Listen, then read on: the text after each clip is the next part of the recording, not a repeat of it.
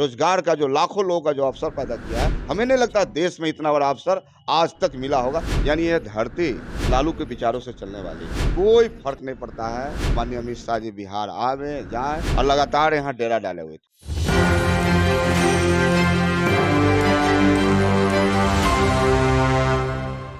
नमस्कार, मैं मनीष और आप देख रहे हैं एक न्यूज़ 24। हमारे साथ मौजूद हैं राजद के प्रधान महासचिव और वर्तमान में विधायक रणविजय साहू जी। रणविजय जी, आज अमित शाह का आगमन हुआ है और वो भी ललन सिंह के क्षेत्र में, कितना प्रभाव आप लोग पे डालेंगे वो? और देखिए, माननीय गृह मंत्री जी अमित शाह जी भी आए हैं बिहार, वो बार बार आते रहते हैं।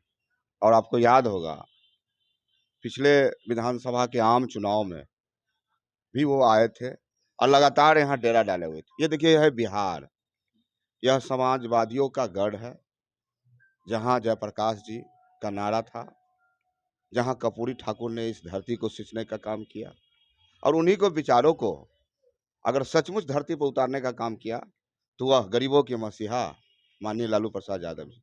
यानी यह धरती लालू के विचारों से चलने वाली है। और हमें लगता है कि जिस प्रकार से 2020 में एक अकेला युवा नेतृत्व तेजस्वी प्रसाद यादव जी ने 20 हेलीकॉप्टर को छक्का छुड़ाने का काम किया था, हमें लगता है कि कोई फर्क नहीं पड़ता है। माननीय अमित शाह जी बिहार आवे जाए, यह भूमि निश्चित रूप से समाजवादियों का भूमि है। और हमें लगता है कि यहाँ के लोग काफ़ी बुद्धिमान हैं, वह जानते हैं कि बिहार को क्या चाहिए। आज बिहार में मुद्दों की बात हो रही है।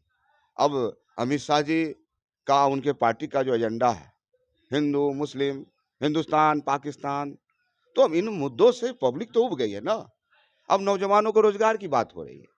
अब तेजस्वी यादव जी नौजवानों को लगातार रोजगार दे रहे हैं, तो मुद्दों की बात हो रही है। हमें लगता है कि बिहार में अब एक सकारात्मक राजनीति हो रही है और आने वाला समय में जो महागठबंधन, जो विपक्षी एकता बिहार ने एक संदेश दिया है, तो हमें लगता है कि 40 सीट महागठबंधन के नेतृत्व में बिहार से जाने का काम होगा। आप लोग के बैठक को भाजपा ने भ्रष्टाचारियों की बैठक करार दी है। क्या आप लोग भ्रष्टाचारी हैं? अरे तो ये भाजपा के पास तो अब बोलने के लिए कुछ है नहीं। वो क्यों नहीं बताती है कि 2 करोड़ नौकरी कहाँ गए, अच्छे दिन कहाँ गए, नौजवानों को रोजगार देने की बात की थी। उन्होंने कहा था कि प्रत्येक सांसद गांव को गोद लेने का काम करेंगे। गैस सिलेंडर का दाम 1250 रुपया हो गया, महंगाई चरम सीमा पर है। तो इन मुद्दों पर भाजपा क्यों नहीं बात करती है? तो भाजपा के पास तो अब कहने के लिए कुछ है नहीं। और सचमुच में जो देश में लोकतंत्र है, बाबा साहब ने जिस संविधान को रचने का काम किया, लिखने का काम किया, तो कर्नाटक के महान जनता ने इस देश को आईना दिखाने का काम किया है। तो हमें लगता है कि इन्हीं बातों से भाजपा या एनडीए के नेता बौखलाए हुए हैं और इस प्रकार का बयान दे रहे हैं।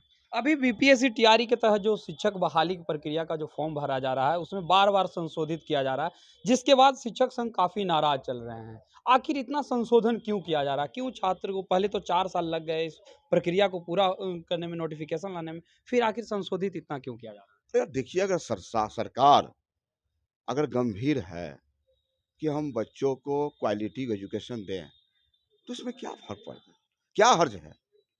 अगर सरकार चाहती है कि हम बीपीएससी के माध्यम से उन शिक्षकों की बहाली करें जिनमें क्षमता है, जिनमें योग्यता है, जिनमें मेरिट है, तो हमें लगता है कि इन बातों से नहीं घबराना चाहिए। जिनमें टैलेंट है, जिनमें प्रतिभा है, हमें नहीं लगता है कि कोई उनको रोक सकता है। तो निश्चित रूप से जो हमारे बिहार के तमाम ऐसे नौजवान हैं जो टीईटी पास किए हैं और जेईई प्रतियोगिता परीक्षा में आए, हम उनको शुभकामना देते हैं कि आइए और मेहनत कीजिए, भविष्य आपका है, सरकार आपके साथ है, नौजवानों की सरकार है। है? आखिरी सवाल मेरा, डोमिसाइल नीति पर आपकी क्या राय है? देखिए, जिस प्रकार से सरकार का जो पॉलिसी बना है और सरकार ने जिस प्रकार से शिक्षा विभाग ने घोषणा किया है, तो माननीय मुख्यमंत्री जी को, माननीय उप मुख्यमंत्री जी को और शिक्षा मंत्री जी को हम बहुत बहुत बधाई देते हैं। इतना बड़ा शिक्षा का पिटारा, रोजगार का जो लाखों लोगों का जो अवसर पैदा किया है, हमें नहीं लगता देश में इतना बड़ा अवसर आज तक मिला होगा। एक बड़ी अवसर है और इससे नौजवानों का एक बड़ा वर्ग खुश है और लगातार आगे बढ़ रहा है। ये थे हमारे साथ राजद विधायक रणविजय साहू, जिन्होंने सीधे तौर पे कहा कि ये बिहार के मुख्यमंत्री और उप मुख्यमंत्री तेजस्वी यादव की काबिलियत है, जिसके वजह से बिहार में अब अच्छे शिक्षक जो हैं वो बहाल होकर के आएंगे। इस तरह के तमाम अपडेट के लिए देखते रहें एक न्यूज़ 24। कैमरामैन जैकी के साथ मैं मनीष पटना।